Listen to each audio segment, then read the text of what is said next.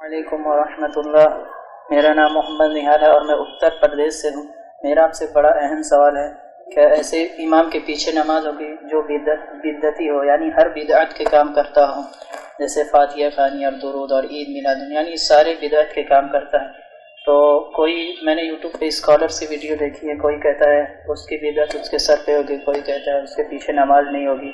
तो आप मुझे तफसील से और क्लियर और एकदम सही जवाब दें, जज़ाकल्लाह।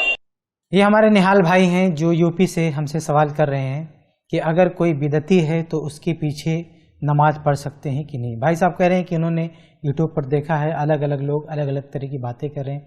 कोई कह रहा है कि पढ़ सकते हैं, कोई कह रहा नहीं पढ़ सकते हैं, और ये चाहते हैं कि कोई सही जवाब उनके सामने रखा जाए।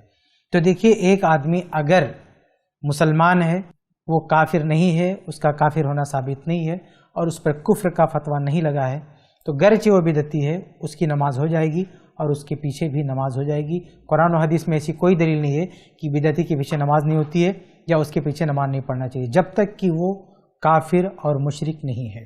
काफिर और मुशरिक होने का मतलब ये है कि बाकायदा उलमा कमेटी ने, इफ्ता कमेटी ने उसको काफिर डिक्लेयर किया हो, उस पर मुशरिक का हुक्म लगाया हो कि ये काफिर है, मुशरिक है। तो ऐसा शख्स जिस पर कुफ्र का फतवा लग गया, जैसे गुलाम मोहम्मद कादियानी वगैरह, तो ऐसे लोगों के पीछे हम कहेंगे कि उनके पीछे नमाज जायज़ नहीं है।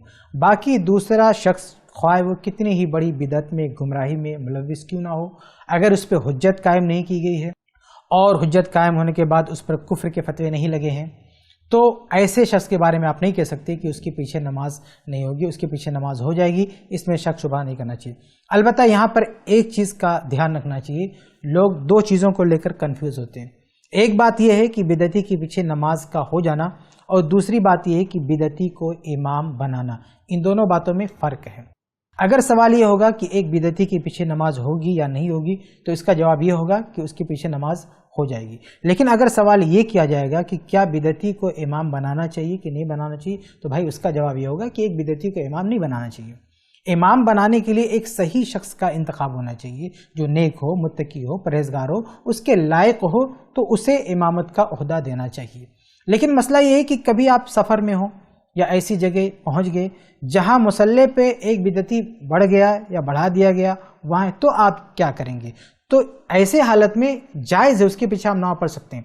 लेकिन अगर आप कोई मस्जिद चला रहे हैं, आप मस्जिद की कमेटी में जगह रखते हैं और आप एक इमाम चुनना चाहते हैं, तो आप इस बात के पाबंद हैं कि किसी बिदअती को इमाम ना बनाएं। बिदअती तो जाने दीजिए, कोई मुवहिद हो, कैसा भी हो, लेकिन अगर वो उसके अखलाक अच्छे नहीं हैं, लोग उसे पसंद नहीं करते हैं, चाहे कितना बड़ा मुवहिद क्यों ना हो, लेकिन लोग उसे पसंद नहीं करते हैं, लोगों से उसके मामलात ठीक ठाक नहीं है, लोग उससे नफरत करते हैं, तो ऐसे शख्स को भी मसले पे नहीं लाना चाहिए, ऐसे शख्स को इमाम नहीं बनाना चाहिए। और इस ताल्लुक से उलमाए कराम के बहुत सारे फतावे हैं। तो जो इस तरह के फतावे हैं उलमाए कराम के, जिनमें उलमा ये कहते हैं कि बिदअती को इमाम नहीं बनाना चाहिए, तो लोग इसको ये माना पहना देते हैं कि बिदअती के पीछे नमाजी नहीं होती। तो दोनों का फ़र्क समझें। जो उलमा ने यह कहा है कि बिदअती को इमाम नहीं बनाना चाहिए, वो उलमा ये फतवा नहीं दे रहे हैं कि उसके पीछे नमाज जायज़ नहीं है, बल्कि वो उलमा ये कहना चाहते हैं कि इमामत एक बहुत बड़ी जिम्मेदारी है, तो ये जिम्मेदारी उसी को देनी चाहिए जो उसका अहल हो। लेकिन एक मसला दूसरा हो जाता है, एक शक्ल दूसरी हो जाती है कि ये जिम्मेदारी किसी और ने ले ली है जो उसका अहल नहीं है, या जबरन उसने कब्जा कर लिया है, ज़बरदस्ती वो मसले पे बढ़ गया है, तो क्या आप जमात छोड़ के चले आएंगे? क्या आप ऐसी मस्जिद में नमाज नहीं पढ़ेंगे? तो अगर ऐसा मसला आपके सामने दरपेश है कि बिदअती ही इमाम बन गया है, तो आप पर जमात के साथ नमाज पढ़ना वाजिब है, आपको उसके पीछे नमाज पढ़नी चाहिए, उसके पीछे आपकी नमाज हो जाएगी, इसमें शक शुबा नहीं है। उम्मीद है कि आपको जवाब मिल गया होगा।